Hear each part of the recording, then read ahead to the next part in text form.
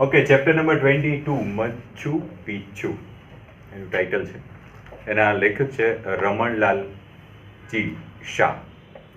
સૌથી પહેલાં તો આપણે લેખકનો પરિચય મેળવીએ.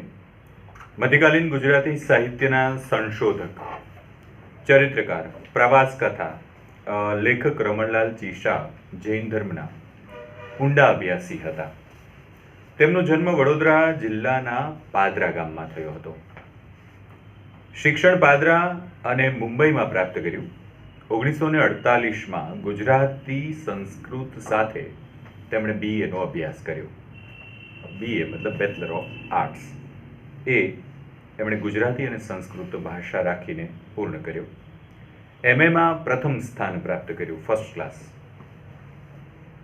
B.K. ઠાકોર સુવર્ણચંદ્રક તેમજ K.H. ધ્રુવ પારિતોષિક તેમને મળ્યા છે. આ બે ગુજરાતી ભાષાના જે મહત્વના એવોર્ડ છે એ પણ તેમને પ્રાપ્ત થયેલા છે.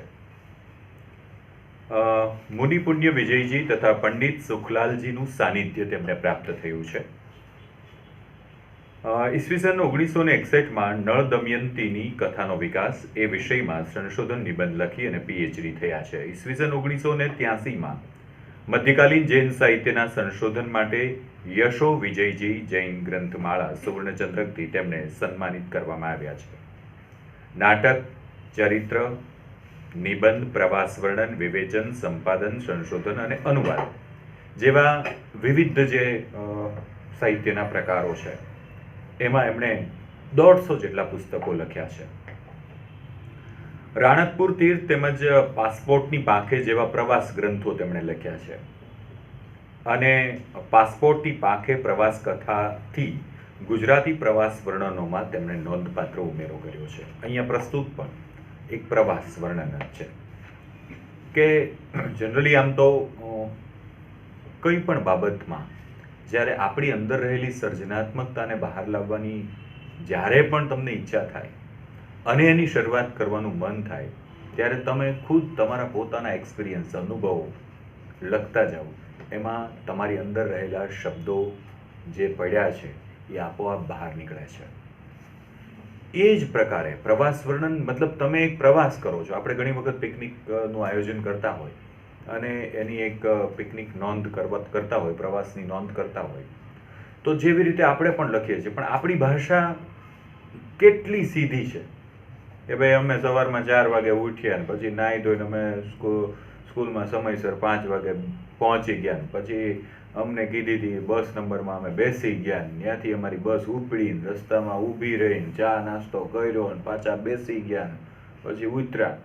એટલે સીમિત હોય, બરાબર છે. પણ આખી અહીંયા જે પ્રવાસ વર્ણન એ જ વાત કરી છે. એમણે પણ ખુદ પ્રવાસ જ કર્યો છે, એની જ નોંધ કરી છે. પણ કેવો એ જે પ્લેસ ઉપર જાય છે, જે સ્થળ ઉપર જાય છે, જે સ્થળે જવાના છે, જે સ્થળે પહોંચીને એમનો અનુભવ થયો છે, ત્યાં શું ઇતિહાસ જોડાયેલો છે. આપણે પણ પ્રવાસ કરતા હોય પણ પ્રવાસને ઐતિહાસિક દ્રષ્ટિકોણથી કેટલીક વખત આપણે એને નથી મૂલવતા હોતા.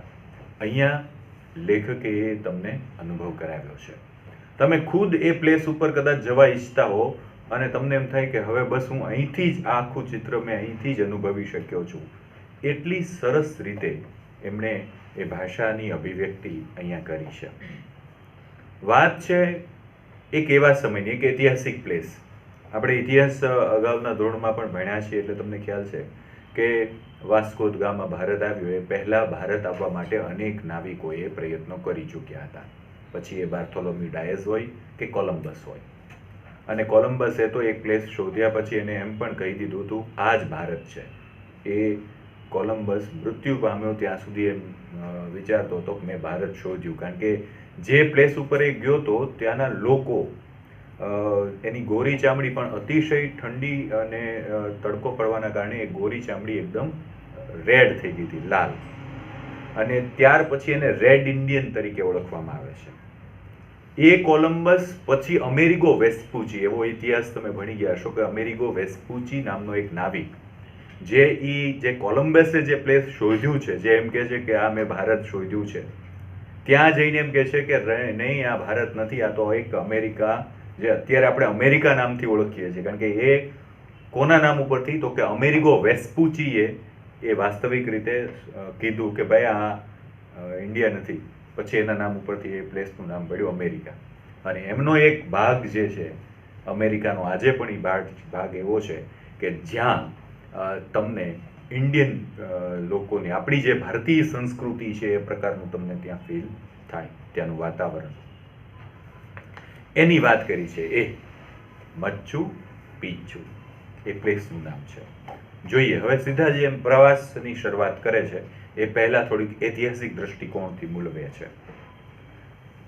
મચ્ચુ પિચ્ચુના દર્શન કરવાનો અવસર અમને સાંપડ્યો એટલે અવસર અમને મળ્યો. અમારા જીવનનો એક ધન્ય પ્રસંગ, ધન્ય મતલબ ખૂબ જ કિંમતી, ખૂબ આનંદ અપાવે એવી ક્ષણમાંની આ ક્ષણો હતી.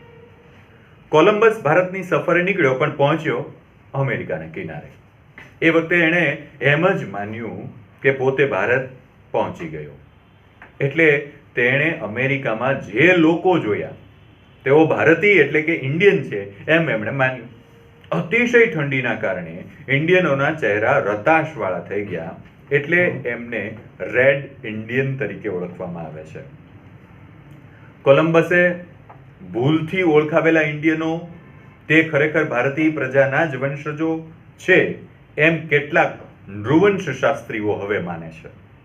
નૃવંશશાસ્ત્રીઓ એટલે કે જે વંશ પરંપરાગત રીતે આખો એનો ઇતિહાસ જાણતા હોય, એના ઇતિહાસનો અભ્યાસ કરતા હોય, એ જે નૃવંશશાસ્ત્રીઓ છે એવો હવે એવું માને છે કે જે ખરેખર અમેરિકાનો આ જે પ્લેસ છે, જે કોલંબસે શોધીને એમ કહ્યું હતું કે આ ઇન્ડિયન છે, ભારત છે, તો એ ખરેખર વાસ્તવિક રીતે એ ઇન્ડિયન જ છે એવું નૃવંશશાસ્ત્રીઓ હવે કહેવા લાગ્યા છે.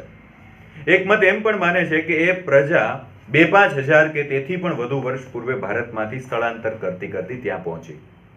2-5 હજાર અથવા તો એનાથી પણ વધારે વર્ષો પહેલા ભારતની જ પ્રજા સ્થળાંતર કરીને ધીરે ત્યાં પહોંચી હશે અને ત્યાં વસી, મતલબ ત્યાં પછી એણે વસવાટ કર્યો હશે. ભારતનો સંપર્ક લુપ્ત થતા કંઈક અંશે જંગલી જેવી બની ગઈ હોવી જોઈએ, અને આવું અનુમાન કાઢે છે કે પછી ધીરે એ લોકો ત્યાં સ્થળાંતર થયા, ભારતનો સંપર્ક તૂટી ગયો, એટલે પછી એ લોકોનું જીવન સાવ ત્યાં જંગલી જેવું થઈ ગયું, આવું અનુમાન છે. મેક્સિકો, ગ્વાટેમાલા, પેરુ વગેરે દેશોમાં નિર્ભેળ એવા કેટલાક આદિવાસીઓ અને યુરોપી પ્રજા સાથે આજે આપણને એ જોવા મળે છે. એ પ્રજાની મુખાકૃતિ, મતલબ એના ચહેરાનો જે આખો દેખાવ છે, એ મુખાકૃતિ, એનો જે આકાર છે ચહેરાનો, એના રીત રિવાજો, ભરત ગૂંથણ વાળા કપડાં તથા ખાવા પીવાની ટેવો, એવું કેટલુંક એવું છે કે જે સામ્યતા ભારતીય પ્રજા સાથે તમે કરી શકો. એક તો એના ચહેરાનો આકાર, બીજા નંબરમાં એના કપડાની અંદર ભરત ગૂંથણની કળા, આ ઉપરાંત ત્યાંના રીત રિવાજો, આ બધું આમ જો ઓબ્ઝર્વ કરવામાં આવે તો ભારત સાથે ઘણું બધું સમાનતા એમાં જોવા મળે છે. જેમ કે યુરોપીય પ્રજા તીખું નથી ખાઈ શકતી, પરંતુ મેક્સિકોના કેટલાક ગોરા લોકો, મેક્સિકો જે આ જ પ્લેસ ઉપર છે, મેક્સિકોના કેટલાક ગોરા લોકો તીખું ખાવાના શોખીન છે. વળી મેક્સિકોના કેટલાક લોકો પાઉને બદલે રોટલી, જે મેક્સિકન ભાષાની અંદર તેને ટોટિયા કહેવાય છે, એ ખાય છે. પાઉના ઓપ્શનમાં રોટલી ત્યાં ખાય છે. તીખું પણ એ લોકો ખાય છે, ભારત જેટલું, અને એમાંય ખાસ કરીને ગુજરાત જેટલું તીખું તો લગભગ કોઈ ખાતું ન હોય.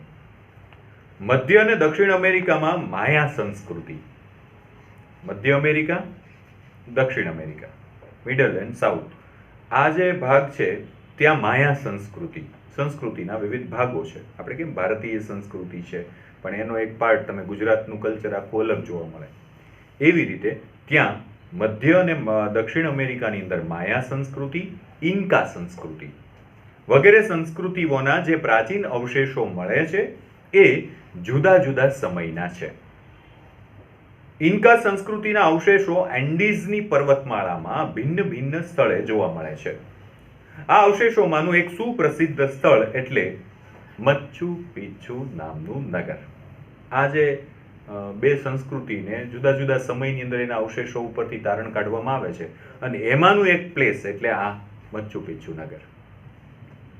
આ અવશેષોની ખબર સંશોધકોને ઘણી મોડી મળી. રિસર્ચ તો થતું જ હોય છે, પણ કેટલીક વખત એ રિસર્ચમાં અમુક રિઝલ્ટ છે બહુ બધું મોડું મળતું હોય છે.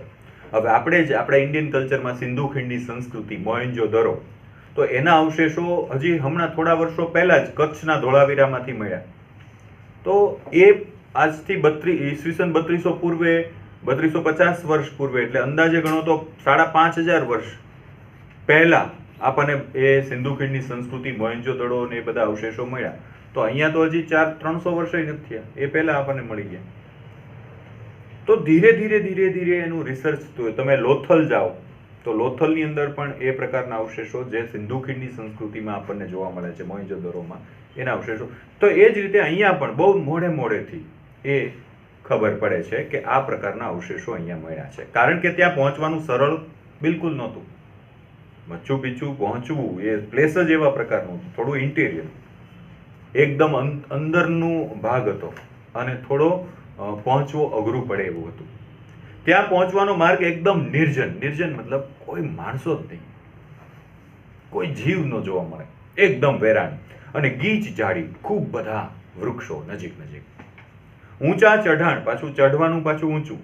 આના લીધે લુપ્ત થઈ ગયો હતો આ આખું જે પ્લેસ છે એ સાવ લુપ્ત.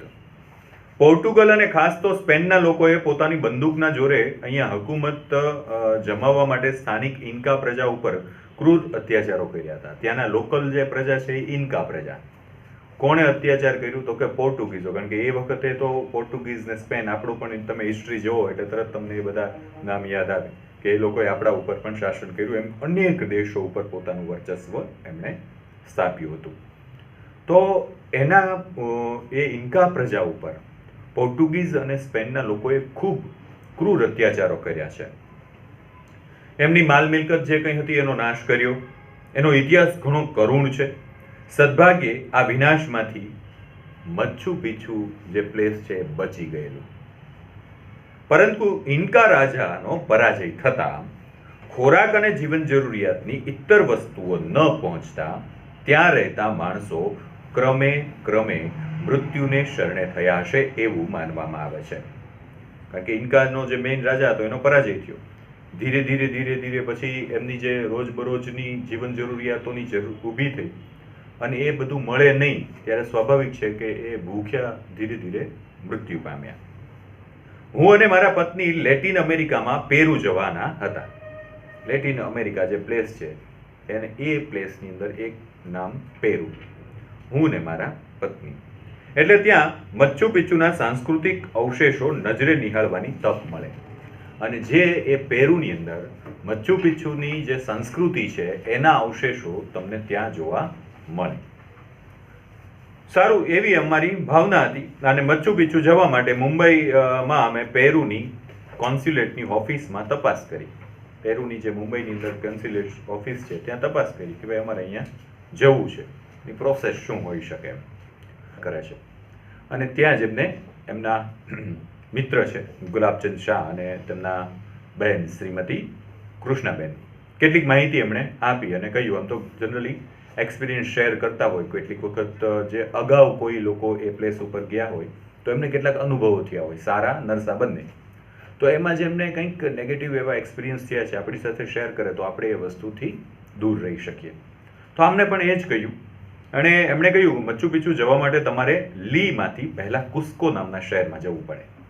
લી પ્લેસનું નામ છે. ત્યાંથી તમારે ક્યાં જવાનું? તો કે કુસ્કો. એ કુસ્કો નામના શહેરમાં જવું પડે. તમે કુસ્કો વિમાનમાં જવાનું રાખજો. લીહમાંથી તમારે કુસ્કો જવાનું. કુસ્કો જવું હોય તો તમે પ્લેન દ્વારા જજો. એમણે પ્રિફર કર્યું કે પ્લેનમાં જ જજો. શું કામ? એની પાછળના કારણ આપે છે. કારણ કે ત્યાં ઇંગ્લિશ બોલનારા માણસો કોઈક જ મળે છે. ત્યાં ઇંગ્લિશ બહુ ઓછા લોકો જાણતા હોય છે અને ઓછા લોકો બોલતા હોય છે. ભાગ્યે જ તમને જોવા મળે. લગભગ 1200 કિલોમીટર બસમાં જવામાં 2 આખા દિવસ લાગશે. અને એ લીથી કોસ્કો જવા માટે 2 દિવસ લાગશે. 1200 કિલોમીટર છે જો બસમાં જાઓ તો, અને આખા 2 દિવસ, એટલે સ્વાભાવિક છે કે રાત પણ થાય. ઘણી અગવડ પડશે, તકલીફો ઘણી પડશે, કારણ કે ત્યાં બસની સગવડ બહુ સારી નથી હોતી. વળી કુસ્કો જાઓ તો તબિયત બરાબર સાચવજો.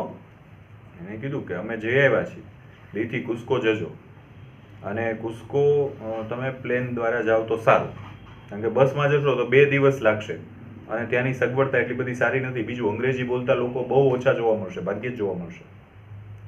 અને કુસ્કો જાઓ તો તબિયત સાચવજો. શું કામ? કારણ કે લીમાં બરાબર સમુદ્રની સપાટીએ આવેલું છે. લી છે એકદમ નીચે છે અને કુસ્કો છે એ 12,000 ફૂટની ઊંચાઈએ છે.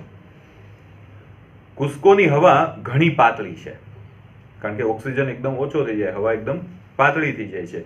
લીમાંથી વિમાનમાં લગભગ પોણા કલાકમાં તમે સીધા ત્યાં પહોંચી જાઓ, અને લીથી તમે બેસો એટલે પોણા જ કલાકમાં 45 મિનિટમાં તમે સીધા ત્યાં પહોંચી જશો કુસ્કો. અને આટલી ઊંચાઈએ આટલી ઝડપથી તમે પહોંચી જાઓ એટલે પ્રાણવાયુની તકલીફ પડે, મતલબ ઓક્સિજનની તકલીફ પડે, કારણ કે તમે નીચે છો અને 12,000 ફીટની ઉપર એકદમ ઓક્સિજન ઓછો થઈ જાય અને ત્યાં માત્ર 45 મિનિટમાં તમે ત્યાં પહોંચી જાઓ છો, એટલે તકલીફ પડવા લાગશે. પહોંચીને તરત તમે બહુ આમ હરફર ન કરતા, હાલો હવે કુસ્કો આવી ગયું, ઘડીક ફરી લઈએ. ફટાફટ હરફર કરવાની જરૂર નથી. સામાન બને એટલો ઓછો લઈ લેજો. લગેજ છે એ જરૂર હોય એટલો જ લેવાનો.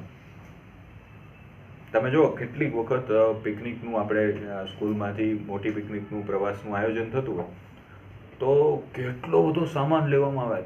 5 દિવસની 6 દિવસની ટ્રીપ હોય તો આપણને એમ લાગે કે 1.5-2 મહિના સુધી જવાનું છે શું. એટલો નાસ્તો લીધો હોય, એટલી બધી વસ્તુ લીધી હોય, એટલા કપડાં લીધા હોય, અને પછી બધા હાલીને જતા હોય અને એ ભાઈ સાવ છેલ્લે હોય. શું કામ? કારણ કે લગેજ એટલો બધો હોય. આવા અનેક સ્વભાવના લોકો તમને જોવા મળે. અને અમુક લોકો 1 કે 2 જોડી પેર લીધા હોય, જીન્સ એનું રાખ્યું હોય, ઉપર ખાલી 2-3 શર્ટ ચેન્જ કર્યા કરે, અને એવી રીતે અને સરસ રીતે ઓછા લગેજમાં કમ્ફર્ટેબલ જર્ની કરે. અહીંયા પણ એમણે એ જ વાત કરી છે કે તમે આટલા ફીટ ઉપર જાઓ છો, ઓક્સિજન ઓછો થશે, અચાનક હરવા ફરવાનું ચાલુ ન કરી દેતા, અને હા, લગેજ એકદમ ઓછો લેજો. સાધારણ વજનવાળી બેગ કે બીજી કોઈ ચીજ વસ્તુ તમે ઊંચકો એટલે જરાક ઝડપથી ચાલો એટલે તરત શ્વાસની તકલીફ ચડવા માંડે. સામાન્ય વજનવાળી બેગ લીધી હોય, થોડીક ઝડપથી ચાલવાનો પ્રયત્ન કરશો ને તરત જ તમને શ્વાસ લેવાની તકલીફ થશે. ચાલો, અને બેશુદ્ધ થઈ જશો, મતલબ બેભાન થઈ જશો. સારું, એરપોર્ટ પહોંચીને તમે મોટર કે બસમાં હોટલ ઉપર જાઓ અને ત્યાં ચાલવાનું કે પગથિયા ચડવાનું હોય તો આસ્તે આસ્તે ચડજો, ધીમે ધીમે, ફાટ કરતા ચડી ન જતા. હોટલમાં જઈને તરત પથારીમાં અડધો દિવસ સૂઈ જ જાજો કાંઈ કર્યા વિના, એટલે ઓટોમેટિક ત્યાંની હવા સાથે તમારા ફેફસા છે એ સેટ થઈ જશે.